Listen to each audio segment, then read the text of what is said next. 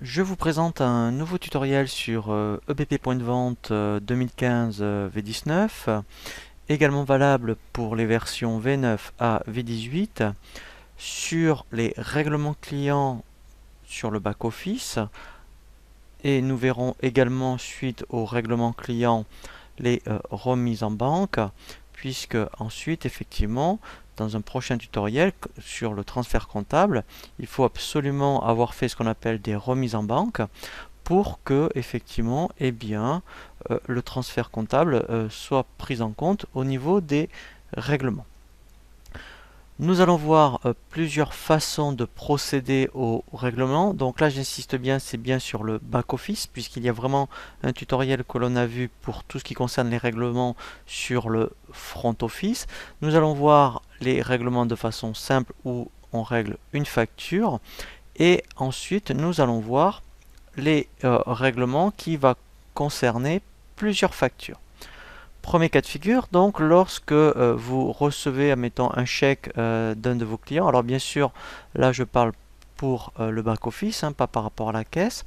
Il suffit donc quand vous êtes dans les ventes factures, alors bien sûr, hein, ce que je vous montre pour les factures de vente, c'est valable également pour les achats. C'est vraiment le même principe.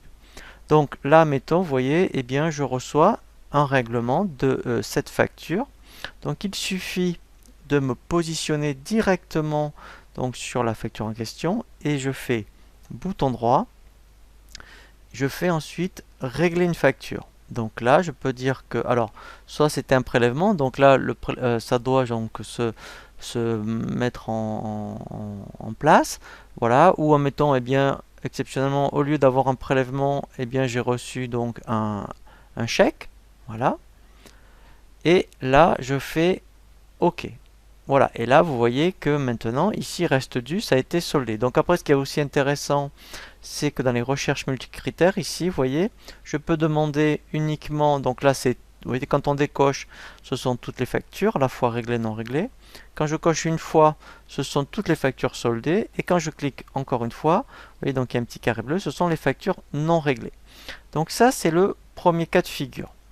Alors, on avait aussi la possibilité de faire la même chose avec le volet de navigation. Vous voyez, donc soit avec le bouton droit, soit directement ici en faisant régler une facture, on obtient la même chose.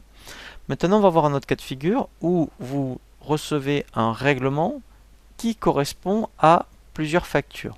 Alors là, par contre, il ne faut pas se mettre donc par rapport au menu vente facture. On va aller directement dans données tiers. Et en fait, donc là, je sais que par exemple, c'est le client pour la vie. Donc ici, on se positionne dessus. Donc vous voyez, en mettant il a un solde de 265,67. Et après, effectivement, donc là, je veux saisir un règlement de plusieurs factures. Je vais donc ici, vous voyez, saisir des règlements. Voilà. Donc pour l'instant, en fait, au niveau des factures, par exemple, j'ai, admettons, ici, voilà, donc donc un règlement.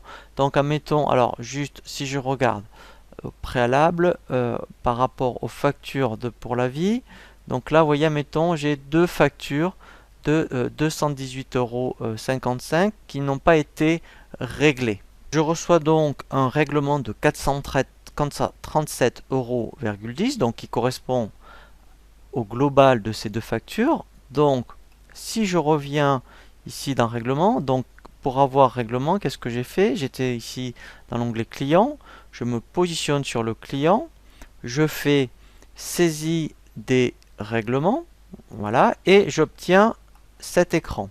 Donc là, tout simplement, qu'est-ce que je vais faire? Je vais donc ici rajouter un règlement. Donc là, je dis que j'ai reçu un chèque. Voilà, donc d'un montant de 437,10. Voilà. Donc j'ai bien saisi mon règlement global qui correspond à mes deux factures. Je vais donc cliquer ici sur l'option échéance.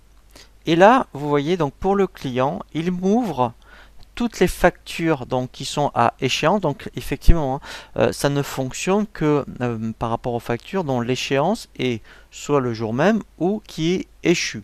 Et ici, vous voyez, il me dit donc ça, c'est bien mon règlement global, donc reste à pointer. Et maintenant, il suffit tout simplement de dire, eh bien, je vais pointer, voyez, les factures qui correspondent à mon règlement.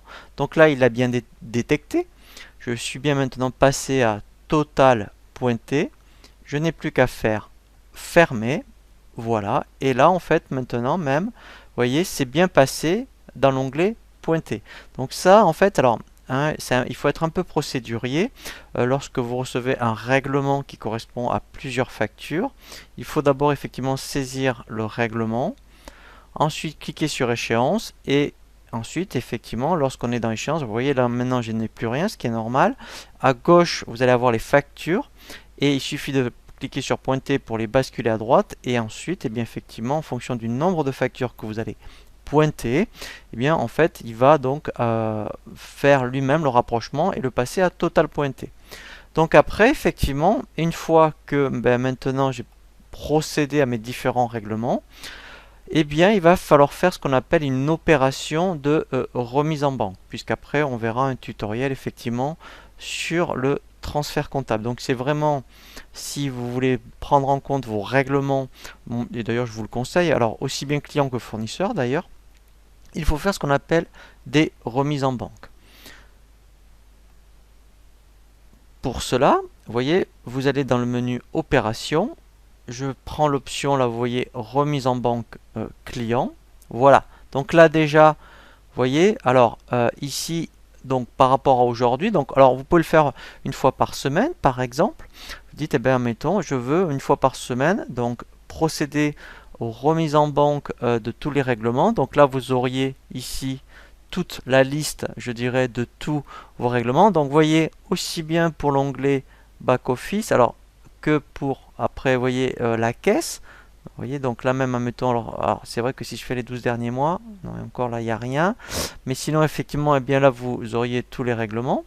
Voilà, donc là vous voyez il en a rajouté un mettons pour tout ce qui est back office. Donc après effectivement il faut tout pointer, donc pour ça à droite vous avez ici vous voyez donc l'option dans le volet navigation tout pointer. Voilà, donc là il a bien pris en compte les règlements de 646,71. Ensuite, après à droite ici, vous sélectionnez dans la banque votre, donc là il y en a, voilà, donc là à rigueur il y en a deux. Il y a une banque principale et une banque secondaire. Donc on peut sélectionner la banque dans laquelle eh bien vous voulez que ces remises en banque soient prises en compte. Donc pour le transfert comptable, moi je vais laisser admettons celle-ci, la Banque Populaire. Vous pouvez mettre un libellé. Et ensuite, donc, une fois que vous avez bien tout sélectionné, alors là, après mode de règlement, effectivement, c'est donc moi j'ai mis tous. Vous pouvez dire faire des remises en banque par mode de règlement, mais vous pouvez très bien prendre tous. Et après, vous n'avez plus qu'à faire valider. Voilà. Et là, vous avez un aperçu. Alors l'aperçu, donc le remise en banque, donc ça c'est quelque chose que vous n'allez pas imprimer, mais c'est pour voir si au moins tout a bien été pris en compte. Voilà, vous voyez, dans les règlements. Voilà, donc ça c'est vraiment très très important. Et ensuite, et après, effectivement, nous allons voir dans le prochain tutoriel du transfert comptable, eh bien, comment après tous ces règlements ont bien été pris en compte.